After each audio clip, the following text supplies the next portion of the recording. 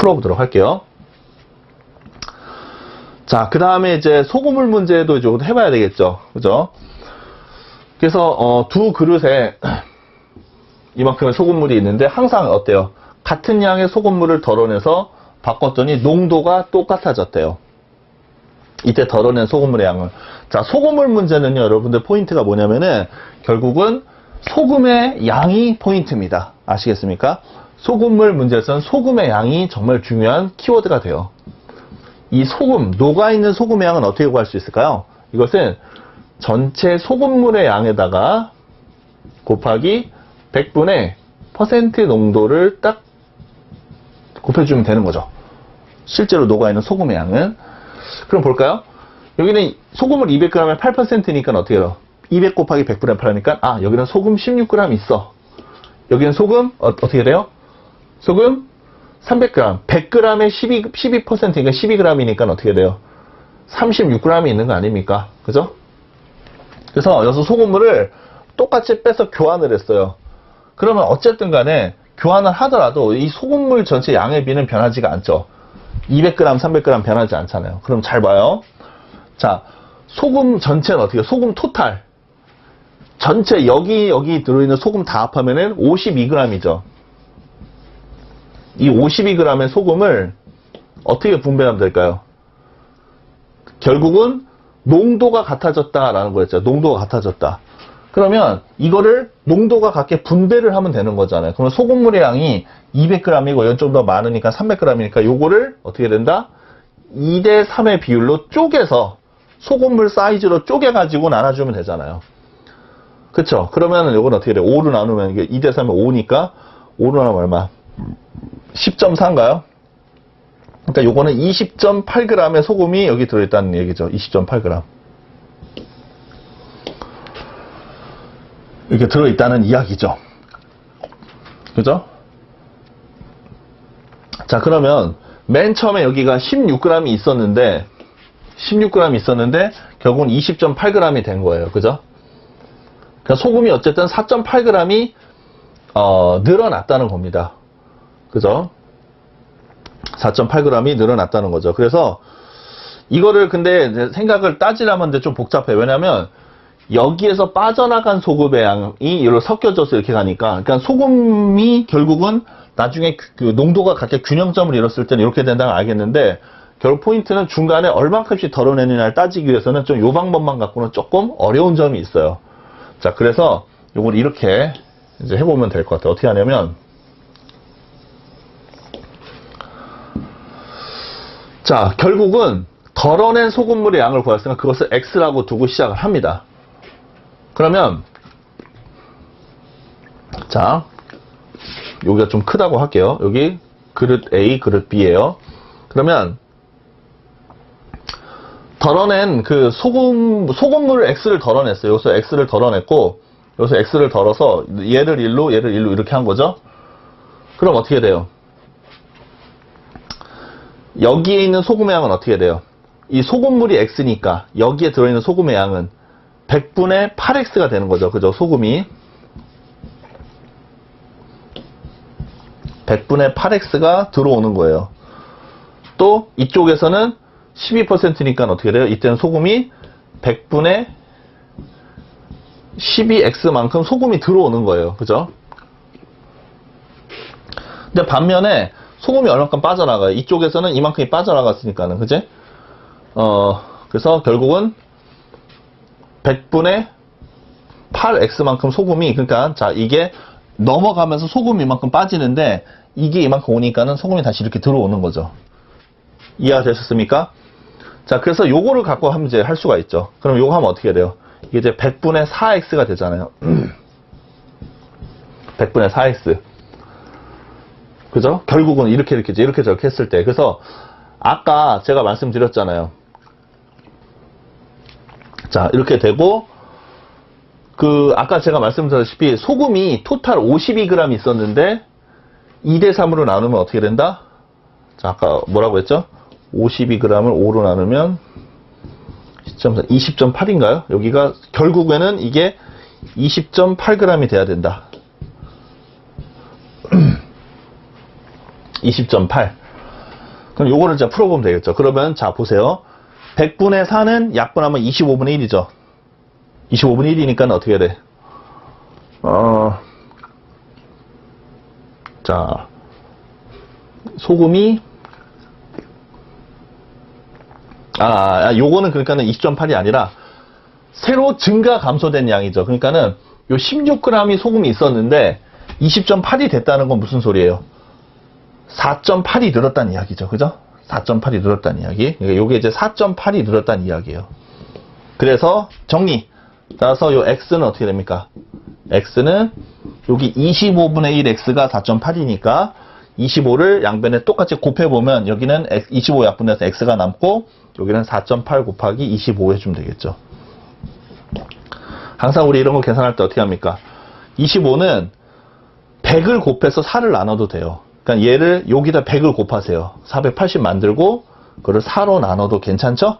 그럼 얼마? 120g이 되는군요. 1번이 정답이네. 1번. 그죠?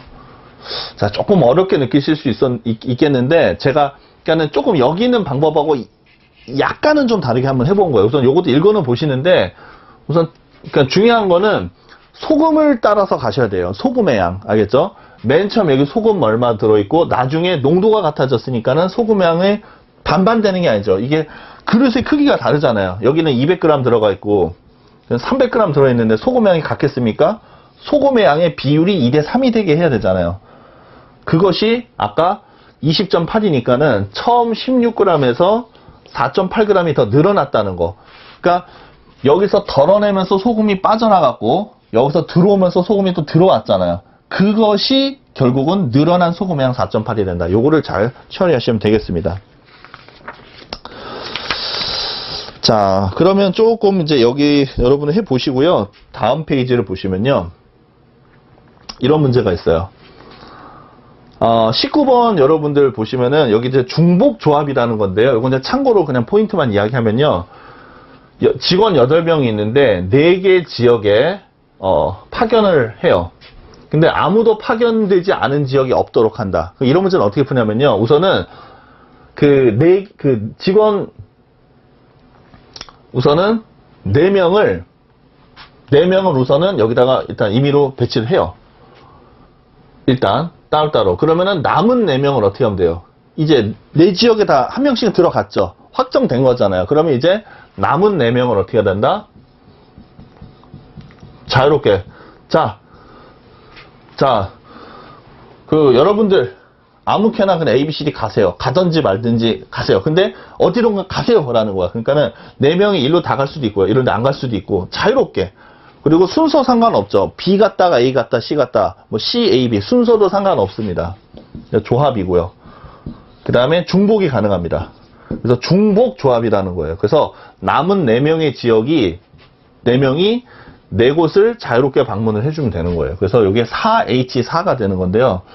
중복조합에 대해서는 지금 또 설명을 하면 또 충분히 30분은 좋게 걸릴 겁니다. 그래서 이런 개념이 있다는 것을 참고하셔서 문제를 풀어보시고요. 계산하는 방법은 요 두 숫자를 더해서 하나를 빼요. 그럼 7이죠. 조합으로 바뀌고 그 다음에 요게 4. 그래서 조합 계산해 주시면 되겠죠. 7C4는 어떻게 계산합니까? 요거는 7C3하고 같은 거고요. 조합의 개수 아까 말씀드렸죠. 요거는 7부터 시작해서 7, 6, 5 분자에 적고요. 그 다음에 순서 바뀌는 게 무효니까는 그들 3개, 뽑은 3개를 서로 바꾸는 것은 의미가 없다. 그래서 약분이 되니까 정답은 35가 되겠군요. 35. 자, 그 다음에 어떤 문제를 볼까요? 자, 21번, 2번 여러분들이 한번 참고해 보시고요. 경우의 수, 조합 이런 거 살짝 확률 연결되어 있고요. 그리고 23번도 보면은 국제전화 내역이 그와 같을 때 국제전화 요금은 모두 얼마인가? 이것도 그게 어렵지 않죠. 식 간단히 세워서 여러분들 푸실 수 있죠. 국제전화가 뭐 2개 국가 400원, 600원 나뉘어져 있으니까는 뭐 계산 어렵지 않을 겁니다. 자, 24번을 한번 같이 한번 보시죠. 자, 토지 평가에 관한 지침이 다음과 같을 때 평가업자가 10명이고 당해 평가 비용이 50억 원이라면 수수료 총액은 어떻게 되나요? 그랬어요. 먼저 평가 수수료는요. 평가 평균 수수료를 다시 10%. 그럼 이 평가 평균 수수료 어떻게 한다?